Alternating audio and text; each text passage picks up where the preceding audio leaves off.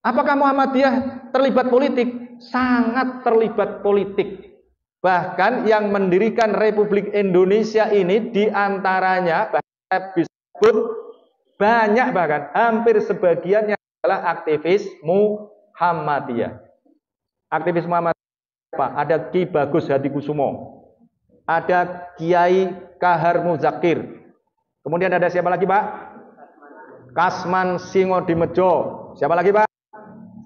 Banyak. Haji Agus Salim itu dulu juga Muhammadiyah. Jadi pimpinan pusat Muhammadiyah itu dulu terlibat dalam satu, kemerdekaan Indonesia, kemudian menyiapkan Indonesia merdeka sampai sekarang ini. NU, kalau NU hanya satu orang. NU itu diwakili oleh bapaknya Gus Dur. Namanya siapa Bu? Kiai Haji Wahid Hasyim. Jadi NU punya wakil satu. Jadi NU dan Muhammadiyah punya wakil di dalam lembaga yang namanya BPUPKI, Badan Penyelidik Usaha-Usaha Kemerdekaan Indonesia. Itu isinya terbagi menjadi dua. Kelompok Islam ini wakil-wakil dari Muhammadiyah dan NU tadi. Yang Muhammadiyah lebih banyak jumlahnya. Kemudian ada wakil dari kelompok nasionalis. Kelompok nasionalis ini menginginkan agar negara Indonesia ini dibangun sebagai negara nasional. Kemudian kelompok Islam disebut kelompok Islam karena menginginkan agar Indonesia merdeka dibangun sebagai negara Islam. Gitu. Nah, kemudian berdiskusi antara Pak Soekarno, Pak Hatta, Ki Bagus Hadikusumo, Kiai Wahid Hasyim dan lain-lain. Kemudian menghasilkan, ini singkatnya ini karena ternyata ini sudah hampir jam 7 ini. Ya singkat-singkat aja berarti. Singkatnya begini. Kemudian tadi diskusinya kemudian menghasilkan Indonesia ini nggak cocok kalau dibangun sebagai negara Islam. Karena walaupun umat Islam mayoritas, tapi ada penganut agama yang lain. Indonesia kan tidak hanya Islam, tapi ada Katolik, ada Protestan, ada Hindu, Buddha. Kemudian ditambah lagi satu, apa Bu? Konghucu, tapi ini baru ya. Tapi dulu sudah ada itu penganut-penganut agama yang lain. Maka kemudian singkatnya umat Islam tadi itu, kelompok Islam tadi meminta agar Indonesia ini dibangun sebagai negara yang dasarnya Islam. Jadi bukan negara Islam namanya, tapi Islam sebagai dasar negara. Kemudian turun lagi. Kalau Islam sebagai dasar negara kan masih mirip seperti negara Islam. Jangan dong, kira-kira gitu. Maka kemudian Islam dijadikan sebagai nilai-nilai yang kemudian dikenal sebagai Piagam Jakarta. Ibu pernah dengar Piagam Jakarta? Nah, di Piagam Jakarta itu tetap ada Pancasilanya. Tapi Pancasila pertamanya bagaimana? Ketuhanan dengan kewajiban menjalankan syariat Islam bagi pemeluk-pemeluknya. Jadi sila, jadi Pancasilanya dulu. Pancasilanya itu satu, ketuhanan dengan kewajiban menjalankan syariat-syariat Islam bagi pemeluk-pemeluknya. Kemudian ini yang paling keras namanya Ki Bagus Hadikusumo. Ki Bagus Hadikusumo nggak mau kalau 7 kata di dalam sila pertama ini dihilangkan. Karena dulu ada orang dari Indonesia Timur yang mengatakan bahwa kalau 7 kata itu masih ada dalam Pancasila, maka Indonesia Timur tidak akan bergabung dengan Indonesia. Maka kemudian Ki Bagus Hadikusumo itu dilobi oleh Pak Karno melalui orang lain. Karena Ki Bagus Hadikusumo itu orangnya luar biasa. Orangnya itu prinsipnya kuat sekali. Maka meminta orang-orang lain untuk melobi Ki Bagus Hadikusumo agar menghilangkan tadi itu dengan janji nanti yang penting itu Indonesia merdeka dulu. Setelah Indonesia merdeka nanti kita bicarakan kembali agar Indonesia ini bisa kita bangun sesuai dengan nilai-nilai agama, termasuk oleh warga negara di Indonesia yang mayoritasnya adalah Islam. Nah, kemudian jadilah Pancasila. Singkatnya begitu, Bu. Pancasila itu, kalau tadi itu kewajiban menjalankan syariat-syariat Islam bagi pemeluk-pemeluknya, itu kalau kajian keagamaan namanya fikih. nuansanya itu fikih. Tapi kalau kemudian diganti ketuhanan yang Maha Esa, itu apa Bu? Itu tauhid namanya. Jadi kalau kita belajar tauhid. Jadi sebenarnya dengan dihapus tadi itu ketuhanan dengan menjalankan syariat Islam, kewajiban menjalankan syariat Islam bagi pemeluk-pemeluknya, kemudian diganti dengan ketuhanan yang Maha Esa, itu naik pangkat atau turun pangkat? Naik pangkat. Maka jangan salah ini. Loh, itu kok 7 kata dihapus? Justru dihapus tapi malah naik pangkat. Nah gitu. Nah sekarang kita lihat. Pancasila ini sesungguhnya berdasarkan Al-Quran hadis apa enggak? Iya. Kenapa? Ini pengajian politik. Namanya pengajian politik ya harus tahu ini. Ketuhanan yang Maha Esa itu dasarnya, kalau ini ibu-ibu semuanya sudah hafal. Dasarnya mana? Qul huwallahu ahad, Allahus somad, lam yalid walam yulad, walam yakul lahu kufuwan ahad.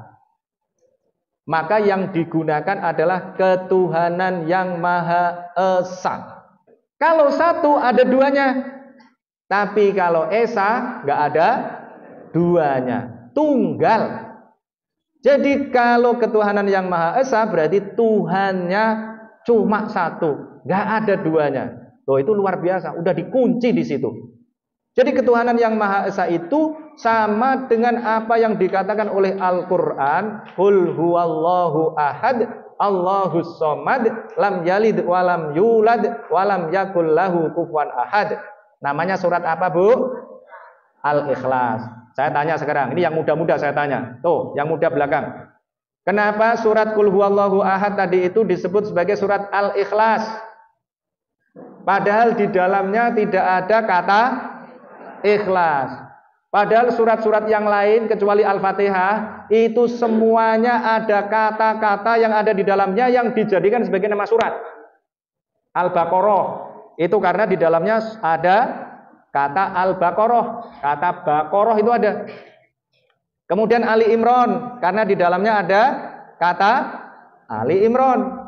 Ini surat ibu-ibu ini, surat An-Nisa karena di dalamnya ada kata An-Nisa. Surat Al-Maidah karena di dalamnya ada kata Maidah. Nah, sekarang Qul huwallahu ahad enggak ada ikhlasnya. Kok disebut Al-Ikhlas itu gimana, Pak?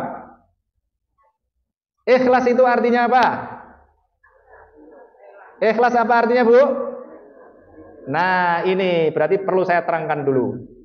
Ikhlas berasal dari kata akhlaso, akhlaso berasal dari kata kholaso. Kholaso itu artinya murni. Kalau akhlaso artinya memurnikan. Memurnikan, ibu-ibu pernah memurnikan? Memurnikan apa biasanya ibu-ibu? Santan ya. Kalau ibu-ibu kan santan. Ibu-ibu kalau beli santan dari pasar, khawatir nggak ada campuran kotorannya? Khawatir kan? Lalu diapakan, Bu? Disaring. Agar apa? Agar murni. Ibu-ibu kalau beli susu dari kandang kambing, pernah beli susu nggak? Takut kotor apa enggak? Takut. Kemudian diapain? Disaring. Agar apa? Agar murni. Agar murni terbebas dari campuran-campuran. Itu begitu. Nah, dulu orang-orang Arab pra-Islam, sebelum Islam itu, sudah percaya kepada Allah, tapi juga percaya kepada Tuhan-Tuhan yang lain. Percaya kepada berhala, Al-Lata, Al-Uzza, Al-Manat, dan lain-lain. Berarti mereka mencampurkan keimanan kepada Allah dengan iman kepada yang lain. Kalau saya ini bilang pada istri saya, ibu-ibu pernah dirayu sama bapak-bapak? Oleh suaminya pernah dirayu? Aku cinta kamu. Begitu pernah, Bu? Enggak pernah? Wah, bapak-bapak ini enggak romantis berarti. Laki-laki harus romantis. Tapi bapak-bapak pernah dirayu sama ibunya? Aku cinta kamu, Pak, gitu. Pernah, Pak? Bu? Saya kalau bilang begitu pada istri saya, aku cinta kamu. Istri saya nggak terima. Ada yang lain nggak? Gitu. Loh, kenapa begitu?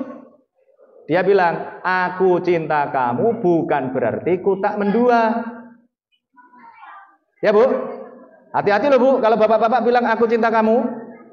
Karena aku cinta kamu bukan berarti tak mendua.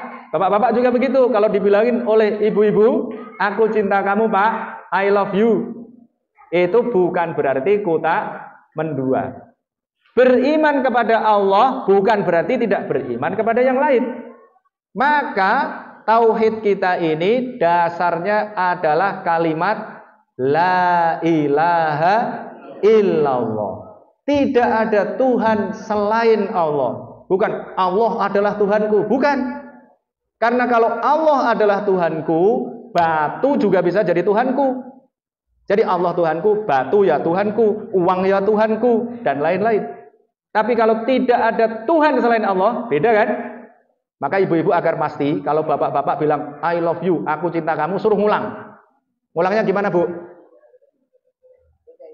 Hanya kepadamu aku cinta, loh begitu. Kalau hanya kepadamu aku cinta, berarti nggak ada yang lain, loh begitu. Nah orang-orang Arab dulu, itu percaya kepada Allah, beriman kepada Allah, tapi juga beriman kepada berhala. Maka kemudian dikatakan di dalam surat Al-Ikhlas, mereka juga ada yang percaya bahwa Allah punya anak. Anaknya itu malaikat. Malaikat itu dianggap sebagai anak perempuan. Ada yang percaya bahwa Allah itu punya sekutu, punya saingan. Maka kemudian surat Al-Ikhlas tadi mengatakan Qul huwallahu ahad, Allah itu esa. Allahus samad, Allah tempat bergantung. Lam yalid, tidak beranak, walam yulad, dan tidak diperanakkan. Diperanakkan itu maksudnya dilahirkan. Walam yakul lahu kufuwan ahad, dan tidak ada yang sekufu dengan Allah satupun. Loh itu Pancasila sila pertama. Luar biasa ya kan? Itu ketuhanan yang Maha Esa. Kemudian yang kedua Bu, kemanusiaan yang adil dan beradab. Ini mana ayatnya? Ayatnya banyak Bu di dalam Al-Quran. Saya sebut satu aja biar cepat. Di dalam Al-Quran ada ayat begini. Ini ayatnya cukup terkenal. Di surat Al-Hujurat ayat 13. Ya ayyuhan nasu, inna khalaqnakum min dzakari wa unsa, wa ja'alnakum syu'uban wa qabaila lita'arafu, inna akramakum indallahi atqakum. Wahai manusia, sesungguhnya aku menjadikan kalian laki-laki dan perempuan, syu'uban wa qabaila, bersuku-suku, berbangsa-bangsa. Kalau di Indonesia ini ada orang Papua yang orangnya hitam, rambutnya keriting, orangnya agak pendek.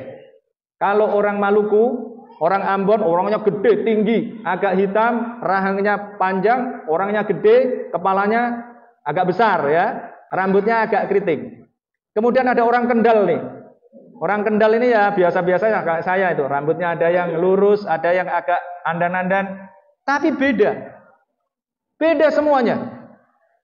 Kemudian tujuannya apa? Syu'uba wa qabaila lita'arafu, agar saling mengenal. Inna akramakum indallahi atqakum. Sesungguhnya yang paling mulia di sisi Allah adalah yang paling bertakwa. Ini saya ingin menyampaikan pada Bapak dan Ibu semua bahwa Islam ini punya konsep yang luar biasa. 14 abad yang lalu Islam sudah mengatakan bahwa Allah Subhanahu wa taala menciptakan kita ini berbeda agar saling mengenal.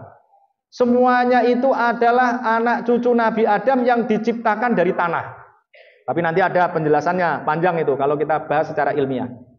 Tapi Bapak dan Ibu semua, pada era modern di Eropa masih ada orang yang menganggap bahwa orang yang bukan kulit putih itu bukan manusia yang sempurna. Karena mereka berpandangan, ini berdasarkan teori evolusi, mereka menganggap bahwa manusia yang bukan kulit putih orang bule itu. Orang bule itu dianggap oleh mereka, ini ada bukunya, namanya Steve Olson yang nulis ini. Dikatakan begini, orang kulit putih adalah monyet yang mengalami evolusi secara sempurna. Sementara ibu-ibu dan bapak-bapak adalah monyet-monyet yang mengalami evolusi secara tidak sempurna. Jadi orang bule itu, apa Bu tadi? Monyet yang berubah, tapi perubahannya sempurna. Maka kulitnya putih, orangnya tinggi. Menurut ibu-ibu lebih ganteng atau lebih nggak ganteng dibandingkan suami-suaminya? Kalau lihat orang bule, wah cantik. Kalau lihat orang bule, wah ganteng. Padahal ya biasa aja. Maka di Amerika itu masih ada begini. Sebelum terpilihnya Obama, pandangan bahwa orang yang kulit berwarna, bukan kulit putih itu, kalau mau masuk ke bis misalnya, itu nggak boleh. Ada bis tertentu yang itu hanya untuk orang kulit putih. Jadi ibu-ibu kalau pergi ke Amerika, ada tulisan hanya untuk orang kulit putih. Kok ibu-ibu masuk di situ, ibu-ibu akan dilempar keluar. Oh gitu. Dosen saya masih mengalami itu. Dosen saya di ilmu politik, dia cerita begitu. Saya dulu pernah salah masuk karena saya masuk ke bis yang ada tulisannya hanya untuk orang kulit putih. Dilempar keluar dia. Itu berarti pada zaman modern masih ada orang yang berpikir primitif. Tetapi di Indonesia sejak tahun 1945 sudah ada kemanusiaan yang adil dan beradab. Berarti hebat nggak para pendiri bangsa kita, Pak? Hebat itu. Karena tadi menjadikan ayat inna khalaqnakum min dzakari wa unsa wa ja'alnakum syu'uban wa qabaila lita'arafu. Bukan untuk saling merendahkan, bukan, untuk saling mengenal. Nah, itu dia. Kemudian yang ketiga, persatuan Indonesia. Ini ayatnya banyak ya. Tapi kita lewati gampang ini, persatuan Indonesia. Ini yang paling penting, Pak. Yang nomor 4. Kerakyatan yang dipimpin oleh hikmat kebijaksanaan dalam permusyawaratan perwakilan. Ini Islam banget. Ini ada di dalam Al-Quran, ada di dalam hadis Nabi. Bahkan kata-kata yang digunakan itu sebagiannya adalah kata-kata yang digunakan oleh Al-Quran dan hadis. Kalau ketuhanan yang Maha Esa tadi itu mungkin bahasa Indonesia semua ya, ketuhanan yang Maha Esa. Kemanusiaan yang adil dan beradab itu adil bahasa Arab, bahasa yang digunakan oleh Al-Quran. Adab itu bahasa Arab juga. Kemudian yang ketiga nggak ada bahasa Arabnya, persatuan Indonesia, cuma itu aja. Kemudian yang keempat, kerakyatan. Satu, ini bahasa Arab nih, bahasa yang digunakan oleh hadis. Kerakyatan yang dipimpin oleh hikmah, hikmah bahasa Arab. Kebijaksanaan itu arti bahasa Indonesianya. Dalam permusyawaratan, dari bahasa musyawarah digunakan dalam Al-Quran. Perwakilan bahasa Arab digunakan di dalam Al-Quran. Itulah sebabnya saya berani mengatakan bahwa Pancasila itu termasuk ini, sila keempat, ini dipengaruhi oleh pandangan Islam. Kerakyatan itu berasal dari kata ro'iyah. Ro'iyah itu adanya di hadis. Ibu-ibu ingat, bapak-bapak, kullukum ra'in wa kullukum mas'ulun an ra'iyati. Loh, itu ra'iyah itu. Ra'iyah kemudian diserap ke dalam bahasa Indonesia menjadi rakyat. Jadi ra'iyah jadi rakyat. Jadi ibu-ibu ini ra'iyah. Lah, masalahnya sekarang ra'iyah itu apa artinya? Kullukum ra'in. Jangan kaget ya. Ra'in itu berasal dari kata ro'a. Ro'a itu artinya menggembala. Jadi ra'in itu artinya penggembala. Jadi setiap kalian adalah penggembala. Pemimpin itu penggembala. Dulu pernah saya sampaikan di sini ya. Kita nyanyi lir-ilir ya. Nah itu setiap kalian adalah penggembala. Nah yang digembala oleh penggembala apa Bu? Ya gembalaan. Yang digembala adalah yang kemarin disembelih di masjid, di lapangan. Apa Bu? Sapi, kambing. Nah itu namanya gembalaan. Gembalaan itu bagaimana? Gembalaan itu agar bisa gemuk, agar bisa dijadikan sebagai korban, kemudian digunakan untuk mendekatkan pada Allah. Gembalaannya harus diapain?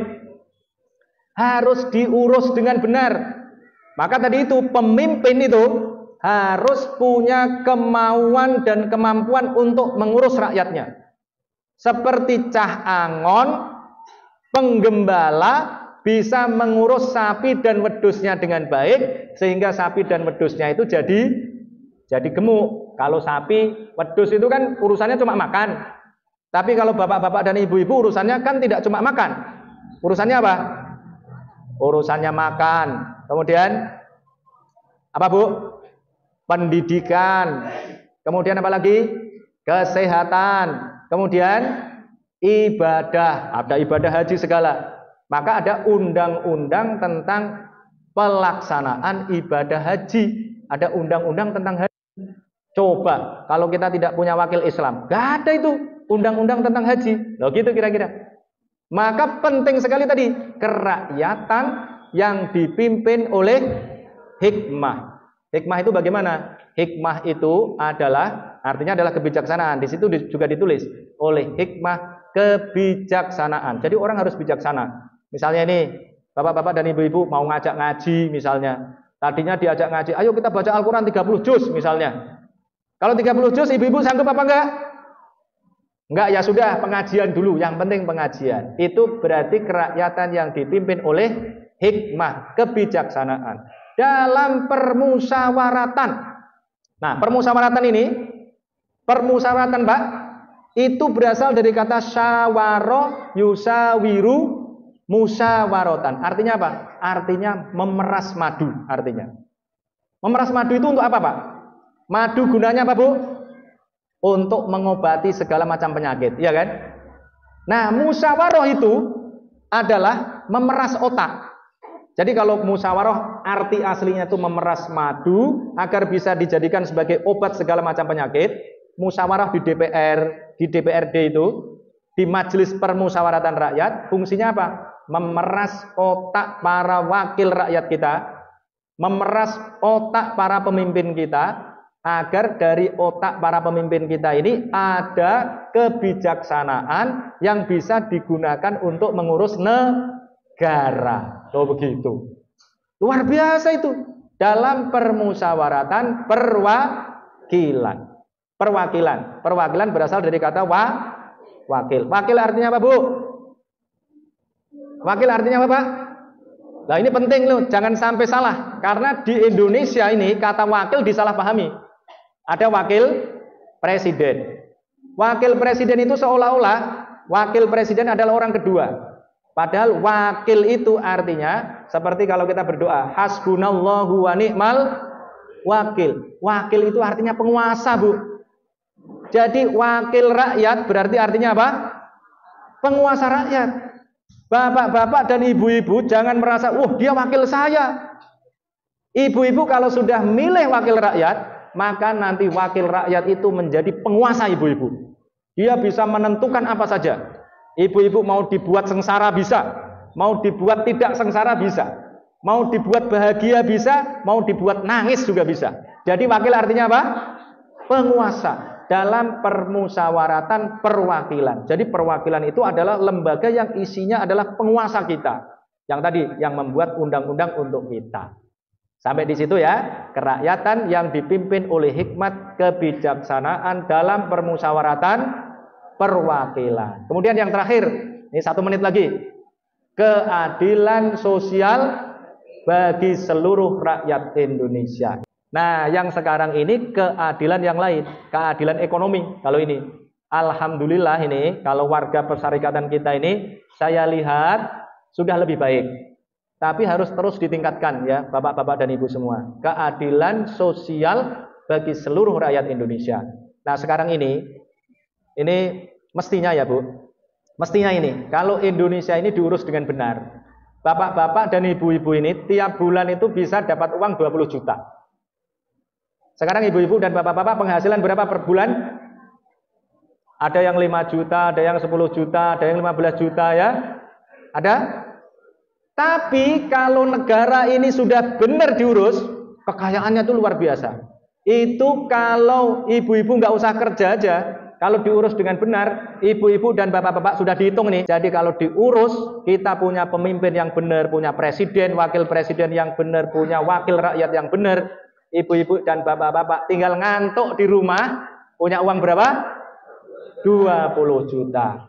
Itu yang nanti itu bisa terwujud kalau sila ini yang kelima, keadilan sosial bagi seluruh rakyat Indonesia dijalankan dengan baik. Nah, Bapak dan Ibu semua, ini nanti saya dimarahi Pak Mabrur nih. Sudah lewat 17 menit. Bapak-bapak dan ibu-ibu, itu tadi adalah ceramah politik ya. Ya nanti bisa kita lanjutkan. Berikutnya nanti bisa menghafalkan Al-Quran dan lain-lain.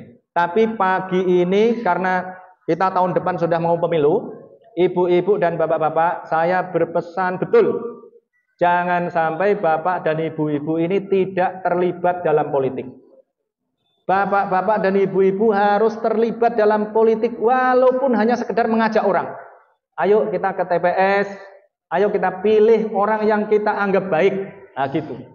Kalau tidak begitu, maka nanti ibu-ibu dan bapak-bapak akan jadi korban politik. Tapi kalau ibu-ibu dan bapak-bapak sudah berusaha, maka nanti pertanggungjawaban di hadapan Allah sudah selesai. Kayak saya ini, nanti kan ditanya oleh Allah, Pak Doktor Nasih, kira-kira gitu.